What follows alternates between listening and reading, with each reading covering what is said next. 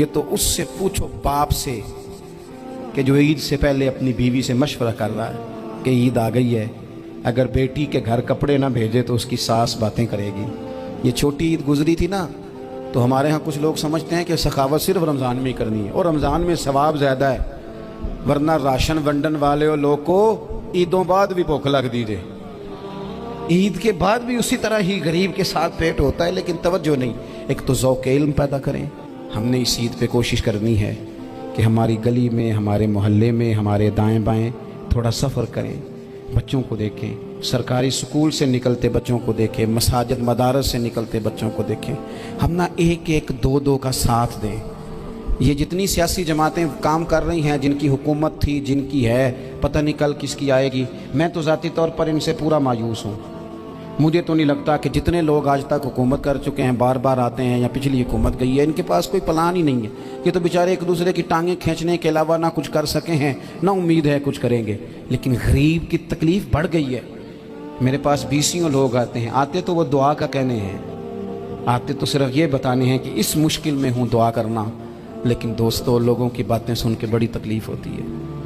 ہم کیا کسی کی مدد کر سکتے ہیں؟ ہمارے لیے تو مدارس چلانے مشکل ہیں، لیکن لوگ اذیت کا شکار ہیں، ذہنی کرب کے نیچے لوگ آ گئے، اتنی بڑی اذیتیں کھڑی کر دی گئی ہیں۔ تھوڑا تھوڑا دیکھو، 2 کا کھانا 3 بھی تو کھا ہی سکتے ہیں نا، 3 کا کھانا 4 بھی تو کھا ہی سکتے ہیں نا۔ میرے محبوب نے ہمیں یہ نہیں کہا تھا زیادہ گوشت پکانا، بلکہ رسول پاک نے تو رنگ ہی بڑا سادہ دیا ہے۔ کریم نے فرمایا عائشہ شوربہ ذرا زیادہ کر لو، پڑوسیوں کو بھی سالن دے دیں گے، تھوڑا شوربہ زیادہ کر لو، اسی کو بڑھا لو، تھوڑا شوربہ بڑھا لیں، تھوڑا تھوڑا ایک دوسرے کی مدد کریں، دست شفقت رکھیں۔ گلیوں میں سنسان لوگ، اب تو لوگ ایک دوسرے سے دکھ بھی نہیں کہتے، وہ کہتے ہیں دینا کسی نے ہے کچھ نہیں، اور تماشا الگ سے بن جائے گا۔ دوستو ہم نے خود ایک دوسرے کا ہاتھ بٹانا ہے۔ جو لوگ صاحب ثروت ہیں، دیکھو ایک ہی باپ کی اولاد ہوتی ہے، ایک کو اللہ بڑا نواز دیتا ہے، 2-3 کمزور رہ جاتے ہیں، اس کو چاہیے وہ دوسروں پہ دست شفقت رکھے۔ ایک گلی میں سارے لوگ ایک ہی قبیلے کے، ایک ہی علاقے کے، ایک آگے نکل گیا ہے، اسے چاہیے وہ دوسروں کا خیال کرے۔ عزیز بھائیوں، ہم نے اس کمر توڑ مہنگائی کے دور میں، تقریر تو میں کر رہا ہوں، یہ کسی اور نے کیسے شروع کر دی؟ جمعوں میں، محفلوں میں کانوں کے ذائقے کے لیے نہ آئیں، اس لیے آئیں کہ میرے علم میں، میرے عمل میں یہ کوئی اضافے کی بات بنے گی، میں کوئی نصیحت حاصل کروں گا تو میرے دل کا زنگ اترے گا۔ ہمارے ہاں یہاں لوگ مزے کے لیے آتے ہیں، اور آج کل لوگ فوٹو کے لیے آتے ہیں۔ ان 2 کاموں سے نکل کر خالص اصلاح کی نیت سے علم کا شوق، ہمارے ہاں تیزی سے ایک حرکت کی گئی، علماء کا وقار خراب کیا گیا اور لوگوں کو دینی علوم سے دور کیا گیا، اور اس میں بعض بیچارے واعظین اور خطباء نے بھی کردار ادا کیا جب جعلی پیر کی تعریفیں کھول کے کی، اور اسے پتہ نہیں کہاں تک۔ یہ اسٹیج جو ہوتے ہیں نا، ان میں کوئی بندہ اچھا لگے بھی تو اس کے لیے دعا کرنی چاہیے، تعریفیں نہیں کرنی چاہیے۔ تعریفیں اس کا کوئی فائدہ نہیں ہے، اس بندے کو تو دعا کا فائدہ ہے، اگر آپ کو اچھا لگ رہا ہے تو اسے دعا دیں، اس سے زیادہ کچھ نہیں کریں۔ اور ہمارے ہاں جناب وہ نقیب محفل بیچارے کی شامت آ جاتی ہے اگر تعریفیں تھوڑی کرے تو، کہتے ہیں تو نام ہی نہیں لینا ہوں، اور بھائی اس کے نام لینے سے آپ کا قد اونچا ہوتا ہے۔ تو علم اور عالم، ان دونوں چیزوں سے قوم کو دور کیا گیا۔ دینی تعلیمات کا فقدان ہے۔ جو میٹرک تک لوگ 60-70 کتابیں پڑھ جاتے ہیں، انہیں بھی قرآن پاک ٹھیک سے نہیں پڑھنا آتا، دور کیا گیا۔ آپ مجھے بتائیے، چلیں ایک مسجد ہی آپ دیکھ لیں، اس مسجد کے اندر اگر ایک طرف ایک عالم دین مشکات شریف کھول کے بیٹھے ہوں، حدیث پاک کا درس ہو رہا ہے، یا بہار شریعت کھول کے بیٹھے ہیں، فقہی مسائل بیان کیے، اور اسی مسجد میں ایک بابا جی جبہ پہن کے تگڑا سا، بڑی سی پگڑی باندھ کے اور 500 دانے والی تسبیح لے کے بیٹھے ہیں۔ اب ایک بندہ اندر آتا ہے تو وہ کدھر جائے گا؟ عالم کی طرف کہ بابا جی کی طرف؟ وہ کیوں جا رہا ہے بھلا بابا جی کی طرف؟ وہ اس لیے کہ ہم نے اسے یہ بتایا ہی نہیں کہ جس طرح سبحان اللہ سبحان اللہ سبحان اللہ پڑھنا عبادت ہے نا، اسی طرح دارابا دارابا پڑھنا بھی عبادت ہے۔ اسے ہم نے بتایا نہیں کہ جب تک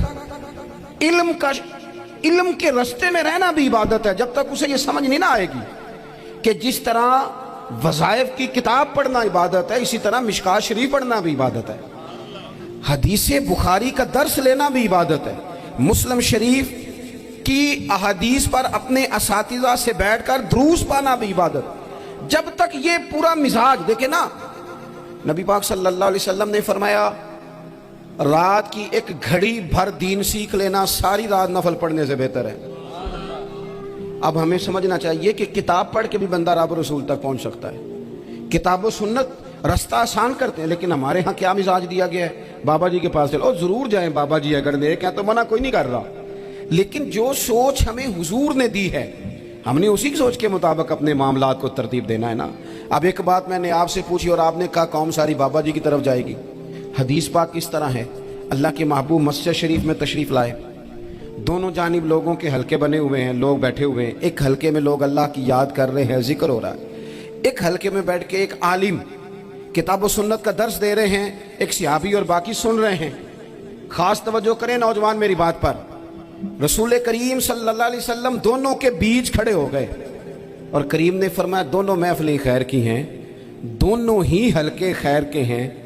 اور پھر حضور فرمانے لگے مجھے چونکہ رب نے استاد بنا کے بھیجا ہے، میں چونکہ معلم بن کے آیا ہوں، یتلو علیکم آیاتنا ویزکیکم، میں چونکہ کتاب و سنت کی تعلیم کے لیے آیا ہوں۔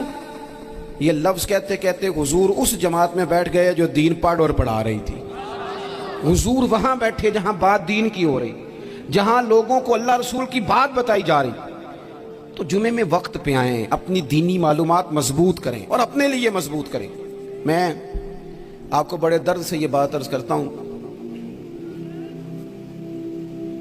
اگر دن میں 100 لوگ مسئلہ پوچھتے ہیں نا شریعت کا، تو ان میں 95 لوگ وہ ہوتے ہیں جو طلاق کا مسئلہ پوچھتے ہیں۔ والد صاحب نے، بیٹی کے والد صاحب نے 2 مہینے پہلے آرڈر دیا ہوتا ہے فرنیچر کا، بیٹے کی شادی ہو تو مہینہ پہلے شیروانی والے کو بھی کہنا پڑتا ہے، گاڑیاں بک کرانی پڑتی ہیں، میرج ہال بک، یہ سارے لوازمات ہم کرتے ہیں، سارا کچھ کیا۔ گاڑی سے گھر بسنا ہے، میرج ہال سے بسنا ہے، فرنیچر سے بسنا ہے، ہم نے سارا کچھ ان کو بتایا، لیکن کاش 2 گھنٹے بچی کسی معلمہ کے پاس جاتی، بچہ کسی استاد کے پاس جاتا، نکاح طلاق کے مسئلے بھی سیکھتے۔ میں دعوے سے کہتا ہوں اگر ہمیں پتہ چل جائے کہ 3 طلاقیں اکٹھی نہیں دینی چاہیے، کیونکہ دے دیں تو ہو جاتی ہیں، اگر ہمیں سمجھ آ جائے کہ نہیں دینی چاہیے، یہ مسئلہ بیان ہو، اور یہ والے مسئلے ہم محفلوں میں بھی نہیں بیان کر سکتے، اس لیے کہ لوگ کہیں گے مسئلہ تو وہ بیان کریں گے جس پہ نعرے لگیں گے، آپ قوم کو یہ کیا بتا رہے ہیں، یہ تو چھوٹا عالم بتاتا ہے معاذ اللہ اس طرح کی باتیں، تو بڑی بڑی کوئی نقطے کی بات بتائیں۔ اور اس طرح ہمارے ہاں وہ 1 گھنٹہ پہلے نہیں کہتے تگڑے ہو جو میں جملہ دینے لگا، وہ پتہ نہیں جملہ آ رہا ہے کہ ایٹم بم آ رہا ہے۔ بچوں کو دیکھیں، بہت سارے ماں باپ کے پاس گنجائش نہیں ہوتی، لیکن اس نیت سے کہ بچوں کے دل ٹوٹ جائیں گے، عید پہ کیسے گزارا کریں گے، مشکل سے بھی کپڑے خرید کے دیتے، اس طرح ہم اپنے بچوں کو بھوک سے، پیاس سے، مایوسی سے بچاتے ہیں۔ اس طرح ہمارے رب نے ہمارے ذمے لگایا ہے کہ تم اپنے بچوں کو کوشش کرو دوزخ کی آگ سے بچانے کی۔